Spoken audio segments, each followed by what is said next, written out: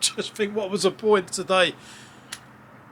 Send me a charged up e-bike, for goodness sake. You've got an electric bike to review, send it with a fucking battery fully charged, you know what I mean? Morning guys, what's going on? So today I've got this Jin X e-bike behind me from a company called Jin e-bikes. The guy from the company, Rahul, personally delivered the bike to me. He drove all the way down from just for me to take this bike for a little test review and give my thoughts on it. Only one issue today is the guy's delivered it with like 40% battery and no charger, so it's pretty much going to have to be done in one take. Before I jump on it, I obviously just want to go through a couple of things about the bike. I can't think of what the bike was that what was the bike that I reviewed the other day? I'm looking at this bike as something very similar to the same bike, EBIKES that I reviewed the other day, which I was quite impressed with, because it's just, everything's integrated, the battery's integrated, it's not too heavy, it's just something you can grab quite easily, and it's not too much more of a handful than just the standard mountain bike or whatever. Well, not mountain bike, I guess it's more of like a hybrid commuter type thing. Nothing against this bike, but I'm not entirely sure their marketing strategy for this bike, because, for example, on the footer of their email it says Jin X, world's cheapest 250 watt commuter and mountain fat tyre e-bike at just £999. I'm pretty certain there's going to be e-bikes somewhere out there that are under £999 at 250 watts. I'm almost could guarantee it. So I think that's too bold of a claim for anyone to say that it's the cheapest whatever in the world.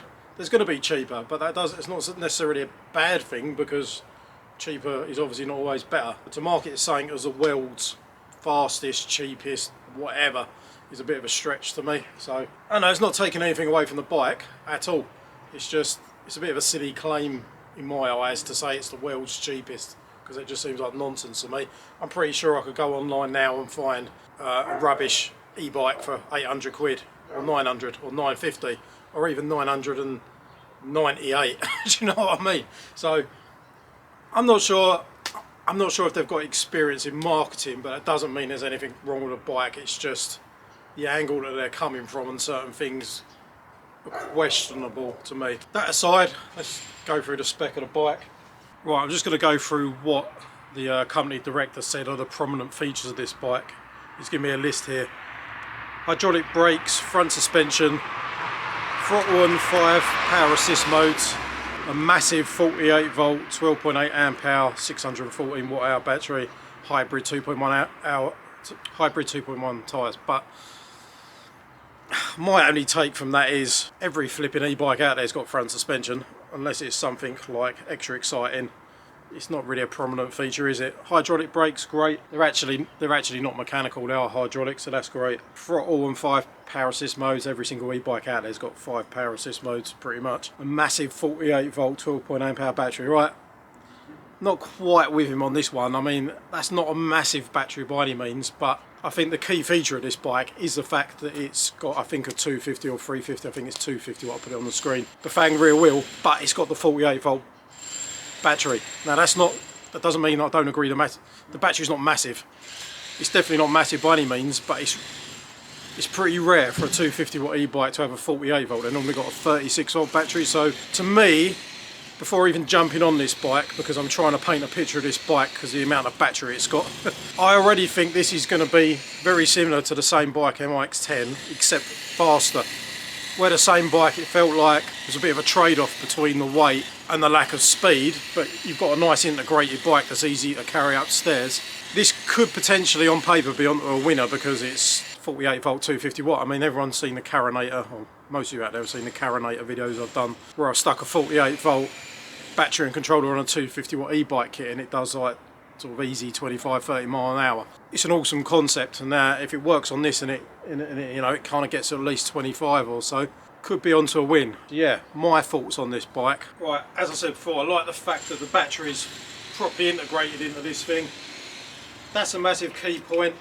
I mean, I've got to be honest, it's a little bit heavier probably than the same bike, but that's a given. If it's a 48 volt battery instead of a 36, it's going to be a bit heavier. I like the fact that these hybrid tyres have got the white lettering on the sidewall. I think it makes it look a little bit less crap.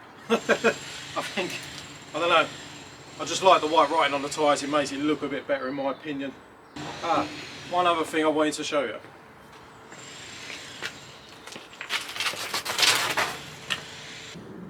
I'm not sure how or why it would appear there's two wood screws in the bike. I don't see the point of having a, looks like a pretty well made frame, an integrated battery, and then it looks like a plank of wood with a couple of DIY wood screws. I've never seen that in a metal bike before anywhere. I don't get it. I don't understand why. This is a test bike because they're a fairly new-ish startup company, so potentially this might not be in other bikes that you buy. And I'm not saying it doesn't affect how it's used in any way whatsoever. It's just why go to the point of having a decent looking bike, you know, integrated battery, and then sticking two wood screws in it. It just jumped out at me as the most stupid thing about the bike. I mean, at the end of the day, it's not a huge thing. You can replace them with a black screw. You're hardly going to notice it, and you know, I've got no reason to believe it affects the usage of the bike. It's just a very bizarre thing, in my opinion.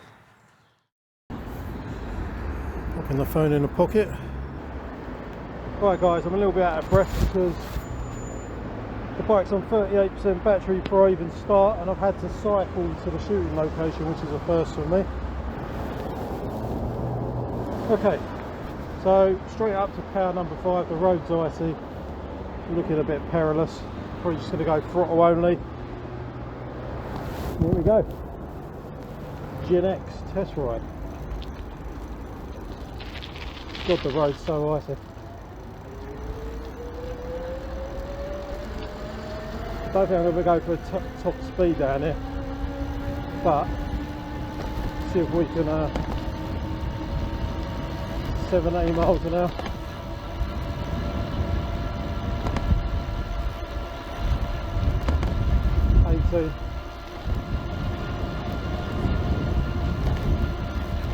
I mean, this is flat out 18. He said it was unlocked when he gave it to me, and it won't go faster than 18 miles an hour, which was going to be the massive selling point of this bike. Now I'm going to have to risk wasting the battery to try and figure out how to quickly unlock this bike, because to me, we ran out of battery, guys. This is not my fault. Right, unlocking takes 30 seconds. Well, it would do if I didn't have a car behind me. Unlocking the Gen X takes 30 seconds. Press the left brake, throttle and power switch. Well, that seems like something that's left brake. I suppose that's going to stop the throttle working, and power switch. 1, 2, right, 30 seconds. I mean, should something happen on the display? Like, I have no idea.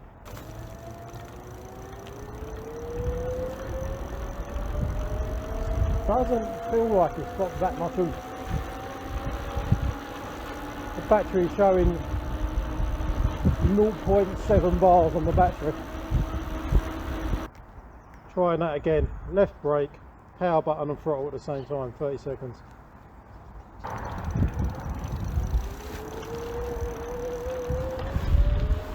Give it a little bit of help with the pedals.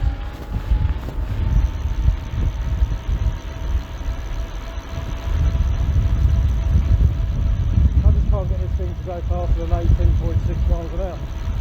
It's weird.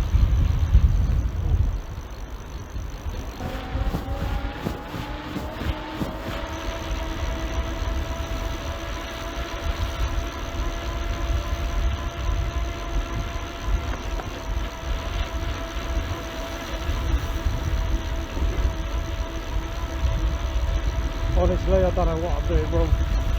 Follow the instructions. Left brake, power button, throttle, 30 seconds. I've done it 4 times.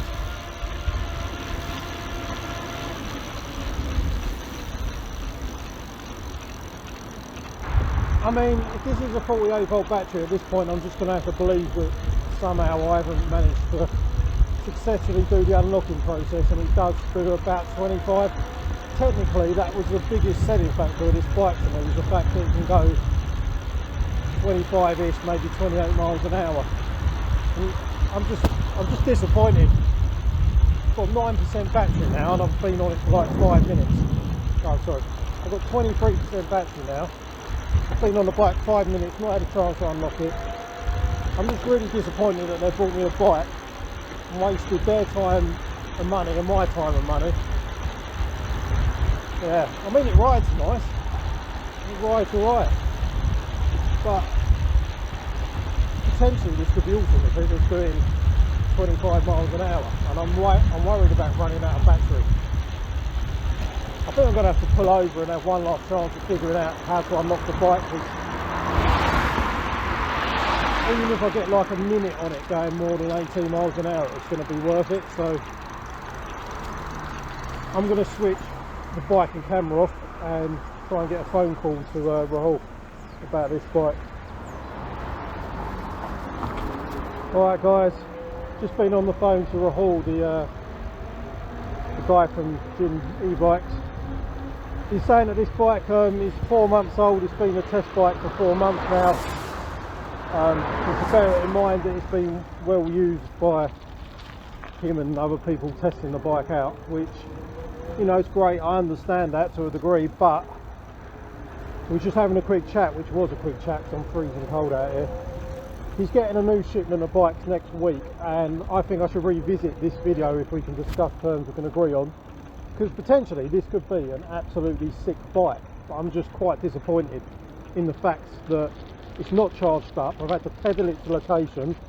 I'm on 25% battery now, so I'm not getting a chance to test the bike. Now,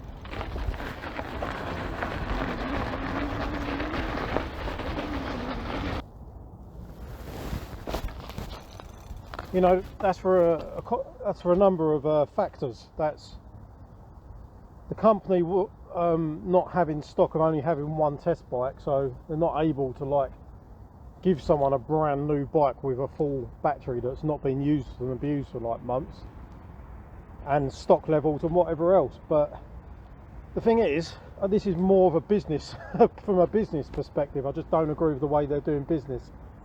I think they need to dig deep and invest in giving a couple of bikes away to YouTubers to get their bikes promoted. And the thing is, you give someone a bike that's 4 months old with a flat battery, it's just not going to do you any favours, is it? So anyway, before this battery runs out, let's get this thing back, because I don't fancy riding this thing home. So we're going to pedal it and chat.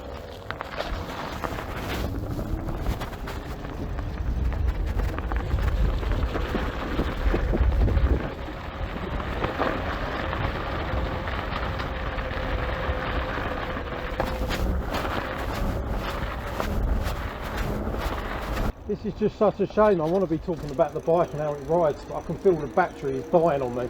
When I hit the throttle, it's going down to under 19% now.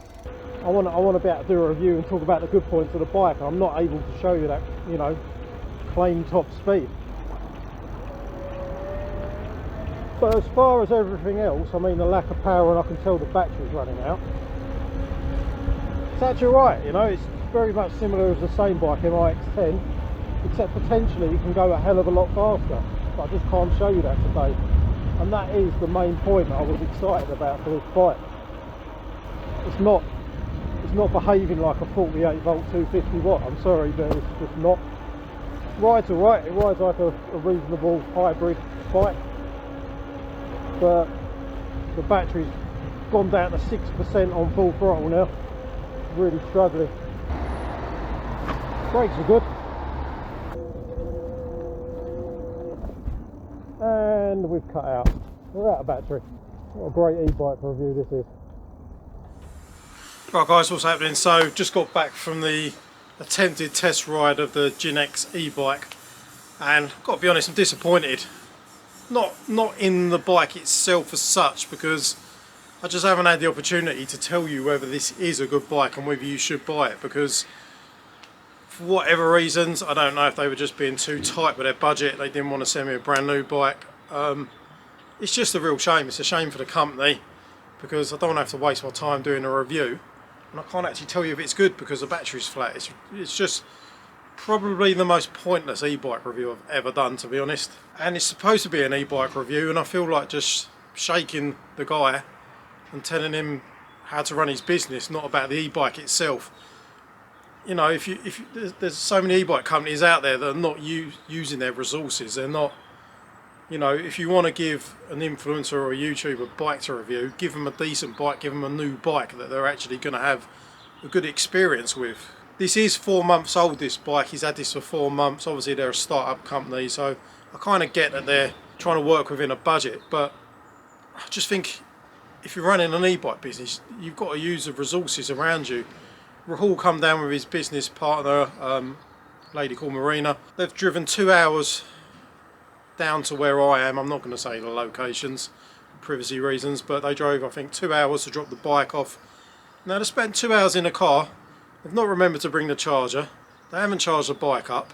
You know, Marina's a nice looking lady and she spent the whole time when she arrived on the telephone. I'm like, surely if business partners are coming down to talk to a YouTuber influencer, you probably want to give them like your attention about the business, who they are, you know, sell us your product. I mean, from a business point of view, I think they're not making the right moves. You know, the advertising, world's cheapest 250 watt e-bike's a load of shit. I'm sorry, but I could probably look on Google now and find a bike for 50, 100, 200 quid less. It's a load of nonsense. I'm not saying it's not a good bike, potentially on paper. It's actually could be decent, but I didn't get to see that today because it's supposed to do 25, 28 miles an hour and it went 18 miles an hour, went flat within 10 minutes. So not a great first impression. However, I spoke to Rahul and he's getting a new shipment of bikes next week. Let me know if you think he should show me a new bike. And, you know,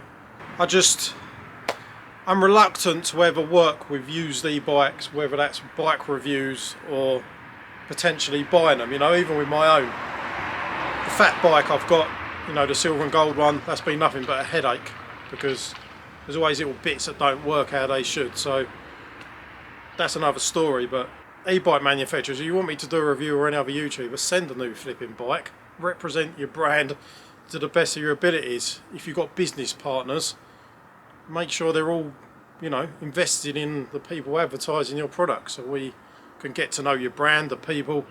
Do you know what I mean?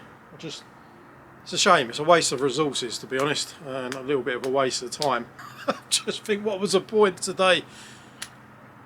Send me a charged up e-bike, for goodness sake. If you've got an electric bike to review, send it with a fucking battery fully charged, you know what I mean? Whatever. Right, hopefully, I mean, I'd like to review this bike working with a new battery without other people abusing it for 4 months. I really would, because potentially this is like the Carinator but in a tidier package. To me, 250 watt 48 volts a way to go, and unfortunately we didn't get to see what its capabilities are today. I'm not going to try and sell you a bike that I've had that experience on. I'm not saying it's not good, but he hasn't given me an opportunity to test it properly. So anyway, let us know in the comments what you think, whether Jin should be investing on sending me a new bike to review that actually works how it's intended and advertised. It's not a bad looking bike, it's just one of these generic kind of pretty well put together, budget friendly commuter bikes. I mean, even on the email, I think fat tyre commuter bike. I mean, it's not a fat tyre. I think they need to sort their advertising out a bit, sort out their promotion of their bikes. You can't be approaching YouTubers with a bike with flipping either a duff or a flat battery. It's just, I feel sorry for him. I feel bad because I don't want to have to do a negative video, but for fuck's sake, send me a bike that works. That's it for this video today, guys. I'll see you in a video soon. Don't forget to like the video, comment and subscribe. See you in a video soon.